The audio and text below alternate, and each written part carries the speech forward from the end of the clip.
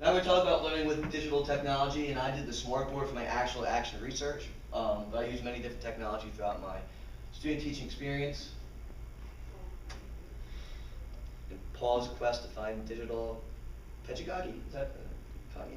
Sweet. Okay, so now I'm going to show you a vlog that I wrote, or spoke, once it loads up.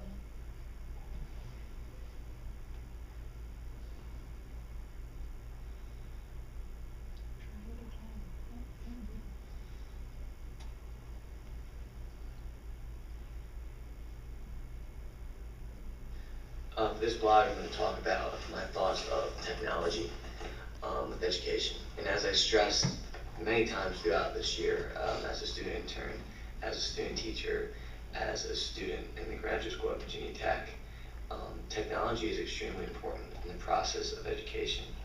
I think students nowadays strive on technology. It's the way that they communicate, the way that they socialize, the way that they understand, the way they break down, where they get information. So it's a norm for them. So as educators, we cannot be blinded by the past and say we don't need technology. That's why I think as educators we need to embrace it and make sure that it is a big exclamation point in education in the future, because that's what kids are wanting to do and wanting to know. Basically, with my research, I looked up Smartboard and I researched Smartboard on how to engage the whole classroom in an activity. And I found out that Smartboard is an amazing tool. It's an amazing tool for the teacher to help you teach and for the student to help learn. It has so many different activities, so many different scenarios, and so many different ways that you can use it. Even if you don't want to be that tech savvy and use the activities that or templates in the smartboard, you can just use it as a projector for your PowerPoint. If that's a little too minimal for you, you can write on the board, you can zoom in with a magic pen, or you can use templates where you can move stuff around and enhance learning that way. Technology is such an amazing tool. And I mean, even besides Smartboard, the way that I always use technology is I think YouTube clips are amazing. YouTube is an amazing tool. What me and my colleague were talking about was back 5, 10 years ago when my generation was still in high school, when my grad assistants generation was in high school. It was okay to put in a subpar video, and that would do, because that was amazing for that time to watch an okay video about the Civil War. But now, in the age of YouTube, you have to find great clips that aren't just boring. Clips that will enhance learning and also entertain the learner. And that's what it's all about. And this is what technology is going to do. It's going to make education more entertaining.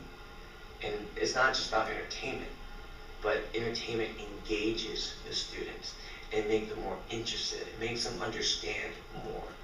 So that's why I think technology is extremely important. And throughout my grad experience, I took a class about digital humanities, which is technology and education. I had a co-op teacher that was really, really savvy with technology. I had a couple fellow teachers in my school. One was amazing at the smartboard, and he helped me out understand different tools, different templates. I had another teacher who was amazing with the smartboard. So my message is pretty clear, I think, in this vlog for technology. Once again, I'll repeat myself, but technology is huge for education, huge. And we can't just play around with it. We have to understand technology. Because one thing that I found out with my smartboard is, I will admit right now I am probably subpar to average with my smartboard. Probably average right now, since I had to really research it and use it in front of my students. But being an average smartboard user or a teacher doesn't mean you're an average smartboard in skills. My students are amazing with the smartboard. Amazing. And every time that I messed up, or if I was going a little too slow, they were so quick to say, Mr. Grinups, you're messing up. Mr. Grinups, what are you doing? Mr. Grinups, let me do it. Mr. Grinups, you're being annoying. And it's because they're used to it. So just because you're an average smartboard in terms of teacher, an average smartboard user in terms of teachers, means that you're still probably a below average smartboard user in terms of your students. So what I'm trying to stress is, you have to stay up to par, if not above par, with technology, because your students will be. And if you're not on their level, then it will not work, because you're the teacher. And I know it's okay to not always be right, but you always want to be in control. So my advice, what I learned, and the biggest thing that I learned about this research thing, is that you have to go out, and if your school, if your county doesn't provide classes or doesn't provide seminars, you have to find it if you want to be the teacher you want to be. So once again, as we're going to end this vlog, this whole semester, this whole year in graduate school, from May 2011 to now May 2012, I've learned so much about how technology can be used in the classroom and for education.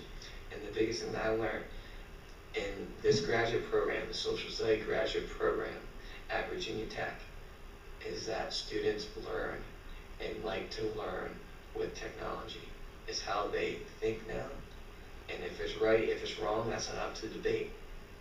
But they're associated with technology. And we as educators need to hop on board and provide more tools and more activities that deal with technologies and different learning strategies, so that our students can still and will always be able to be the best out there, learn the most, and enjoy the subject of social studies, as well as enjoy going to school. And that's how I end my blog. Thank you for listening.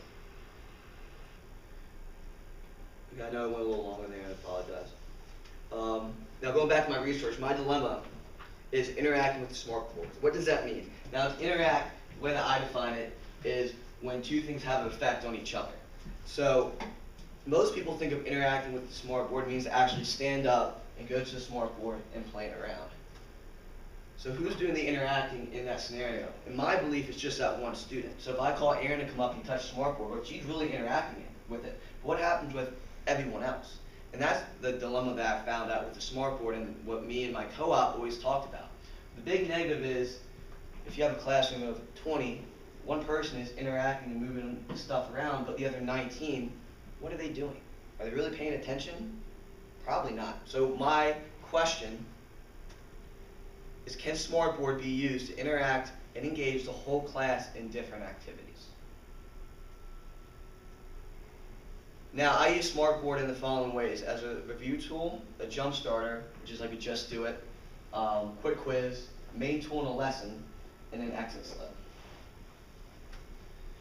Students would interact with the Smartboard through me. So I would be like, Erin, what do you think about this? Where do you think this would go? And I would be the one that actually touched. I was the one that actually moved things, and they still interacted. Why did I do that? Because I knew Erin was going to be engaged, but also since I had control of it, I knew that it wouldn't be a distraction, and also I knew everyone else was engaged. Because if I was talking to Erin and Terry would be talking or doing something else, I'd be like, Terry, you gotta pay attention. So I still had more control over the class.